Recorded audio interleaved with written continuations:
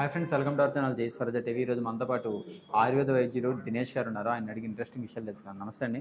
నమస్కారం. సార్, ఇప్పుడు ఆయుర్వేదంలో శల్య చికిత్స అంటే ఏంటి? అది ఏ టైంలో యూజ్ చేస్తారు అసలు? శల్య చికిత్సం అనేది అష్టాంగ ఆయుర్వేదంలో ఇది కూడా ఒక భాగం. 8 విభాగాలు ఉంటాయి. దాంట్లో ఇది శల్యం అనేది సర్జరీ.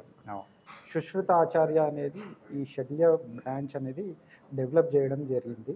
సో చరకాచార్య ఎలాగైతే మెడిసిన్ మందుల ద్వారా తగ్గించడము అది ఆ బ్రాంచ్ ఎట్లాగైతే డెవలప్ చేశారో ఇలాగే శల్య చికిత్సం అనేది సర్జరీ అనేది సుశ్రుతాచార్య అనేది డెవలప్ చేయడం జరిగింది.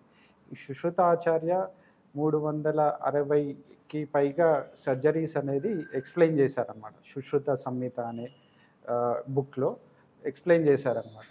సో దీంట్లో వివిధ రకాల ప్లాస్టిక్ సర్జరీస్, మరి అలాగే కడుపుకి సంబంధించిన సర్జరీసు, ఇంకా అర్షమూలలు, ఫిస్టులా, ఫిషర్ ఇలాంటి వివిధ రకాల సర్జరీస్ అనేది చేశారనమాట ఆ రోజుల్లో. ఇప్పుడు ప్రస్తుతం ఏంటంటే పైల్స్, అర్షమూలలు, ఫిస్టులా, ఫిషర్ వీటికి చాలా బాగా ట్రీట్మెంట్ ఉంది. క్షారసూత్ర అనేది ఒక దారం అనేది ఉంటుంది. So medicated thread.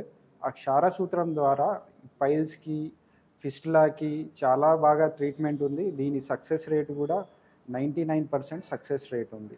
ఈ క్షారసూత్రం ద్వారా మనకి అర్షమూలలు అనేది అక్కడ కట్టడం జరుగుతుంది అర్షమూలల దగ్గర. సో నార్మల్గా సర్జరీకి ఎలా తీసుకుంటామో సో అట్లాగే అన్నీ స్టెరైల్గా యూజ్ చేసి మన అర్షమూలల దగ్గర ఆ టిప్ బేస్ దగ్గర మనం కట్టడం జరుగుతుంది. ఇలాగే ఫిస్టులా కూడా చేస్తామన్నమాట. ఇప్పుడున్న జనరేషన్లో మీరు అన్నట్టు ఈ అర్షమూలలు కానీ, లైక్ పైల్స్ కానీ, ఫిస్టులా, ఫిషర్స్ కానీ చాలా ఎక్కువ మందికి వస్తున్నాయి. చాలా ఎక్కువ మంది. అటువంటి వాళ్ళకి ఇక్కడున్న మీరు అన్న క్షార కాకుండా ఇంకా వేరే రకమైన ట్రీట్మెంట్స్ కూడా ఏమైనా ఉన్నాయి? ఇప్పుడు అర్షమూలలు అనేది 4 రకాలు ఉంటాయి. దాంట్లో grade 1, grade 2, grade 3, grade 4 4 grades ఉంటాయి. సో ఈ 4 గ్రేడ్స్లో గ్రేడ్ 1, గ్రేడ్ 2 అనేది సో మనకి క్షారం ద్వారా, క్షార సూత్రం అనేది అడ్వాన్స్డ్. క్షారం మన ఆయింట్మెంట్ లేపం లాగా ఉంటుంది. సో క్రీమ్ లాగా ఉంటుంది. ఈ ఫస్ట్ గ్రేడ్, సెకండ్ గ్రేడ్ ఎలా ఉంటుందంటే గ్రేడ్ 1 ఏంటంటే మీకు ఫీల్ కూడా అవ్వదు. మోషన్ వెళ్ళినప్పుడు ఏదో కొద్దిగా ఇబ్బంది, నొప్పిలాగా, రక్తం చిట్లడము అట్లాంటిది అవుతుంది. సో గ్రేడ్ 2లో ఏంటంటే నార్మల్గా అర్షమూలలు అనేది మోషన్ పాస్ చేసిన తర్వాత మీరు మల విసర్జన తర్వాత ఈ అర్షమూలలు అనేది బయటికి వచ్చి మళ్ళీ దానికంతటా అదే లోపలికి వెళ్ళిపోతుంది అనమాట.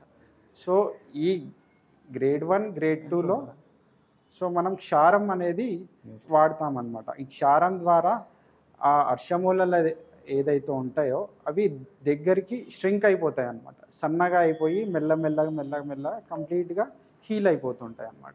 ఈ అర్షమూలలు ఎందుకు వస్తాయంటే మలబద్ధకం ఎక్కువ ఉన్న వాళ్ళకి, అలాగే ఫాస్ట్ ఫుడ్, జంక్ ఫుడ్స్ ఎవరైతే ఎక్కువ తింటారో, కారం ఎక్కువ తింటారో, స్పైసీ ఫుడ్స్ ఎక్కువ తింటారో, బేకరీ ఫుడ్స్ ఎక్కువ తింటారో వాళ్ళకి ఏంటంటే మనకి ఫస్ట్ అసిడిటీ అనేది మొదలవుతుంది. ఆ తర్వాత అజీర్ణం అనేది స్టార్ట్ అవుతుంది. సో ఇండైజేషన్ అనేది మెల్లగా స్టార్ట్ అయ్యి ఆ తర్వాత మలబద్ధకం అనేది మోషన్ ఫ్రీగా అవ్వకపోవడం, దాంతోపాటు మనం 2 రోజులకు ఒకసారి మోషన్ వెళ్ళడం వల్ల అక్కడ ప్రెషర్ అయ్యి అక్కడ రక్తనాళాలు ఏదైతే ఉంటాయో అక్కడ చిట్లి దాన్ని ఉబ్బుతాయి అన్నమాట. దాన్నే మనం అర్షమూలలు అంటాం. ఈ క్షారం ద్వారా మనం ఫస్ట్ గ్రేడ్ 1, గ్రేడ్ 2 అనేది చికిత్స చేస్తామన్నమాట. సో గ్రేడ్ 3, గ్రేడ్ 4 అనేది క్షారసూత్రం ద్వారా టై చేసి సో దానికి అలా ట్రీట్మెంట్ చేస్తాం. అది ఒక 5 రోజుల్లో మనం క్షారసూత్రం టై చేసిన తర్వాత 5 రోజుల్లో దానికంతటా అదే పడిపోతుంది అన్నమాట. సో దీని రికరెన్స్ రేట్ మళ్ళీ రాకుండా ఉండడం ఈ క్షారసూత్రం ద్వారా చాలా బాగా ఉంటుంది. Thank you so much sir, చాలా వాల్యుబుల్ ఇన్ఫర్మేషన్ ఇచ్చారు. Thank you.